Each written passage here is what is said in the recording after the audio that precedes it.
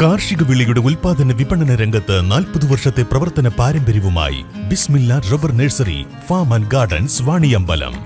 Bismillah rubber nursery farm and gardens Vaniyambalam. Rubber വില റെക്കോർഡിലേക്ക്. മഴക്കാല ടാപ്പിംഗ് സജീവമാക്കാൻ ഒരുക്കങ്ങളുമായി റബ്ബർ കർഷകർ. 4ാം തരം റബ്ബറിന് കിലോഗ്രാമിന് 260 രൂപയായി വർദ്ധിച്ചു. ഇതോടെ ചെറുകിട റബ്ബർ കർഷകരടക്കം മഴക്കാല ടാപ്പിങ്ങിനായി റബ്ബർ മരങ്ങൾക്ക് മഴമറ സ്ഥാപിക്കുന്ന തിരക്കിലാണ്.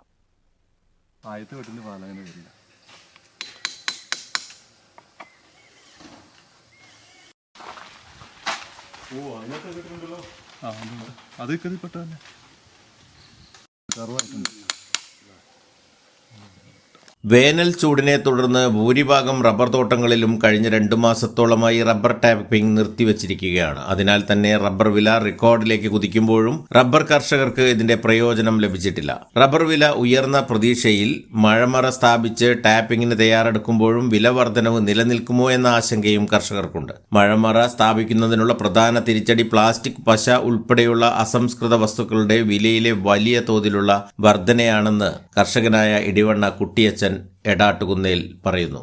ഇപ്പോൾ നമ്മുടെ റബ്ബറൊക്കെ വില കൂടി മഴമറയൊക്കെ സ്ഥാപിക്കേണ്ട സമയം എങ്ങനെയുണ്ട്? സജീവമാണോ?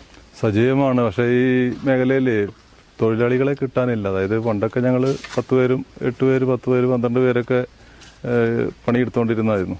ഇപ്പം ആൾക്കാരൊക്കെ പ്രായമായി, പുതിയ ആൾക്കാരും ഈ മേഖലയിലേക്ക് തിരിച്ചു വരുന്നില്ല. അപ്പം അതുകൊണ്ട് ആൾക്കാർ കുറവാണ്, പണിയിലെ തിരക്കുമാണ്, മഴ നേരത്തെയാണ്. സ്വാഭാവികമായിട്ട് നമുക്കൊരു ജൂൺ 15 കൂടിയിട്ടാണ് മഴയൊക്കെ എത്തുക. ഇപ്പോൾ ഇപ്രാവശ്യം 26-ാം തീയതി എത്തുമെന്ന് പറഞ്ഞതോടുകൂടി പിന്നെ വില കൂടിയതൊരു പ്രശ്നം. വില കൂടിയതുകൊണ്ട് എല്ലാവരും ഇടാൻ നല്ല ഉത്സാഹം കാണിക്കുന്നു. സാധനങ്ങൾക്ക് ഭയങ്കരമായിട്ട് വില കൂടി. കഴിഞ്ഞ കൊല്ലം 160 നിന്നത് ഇപ്പോൾ 210 വരെയാണ് വില എന്ന് പറയുന്നത്. അത് 2 സൈസിലാണ് ഇവിടെ സാധാരണയായിട്ട് ഇടുന്നത്.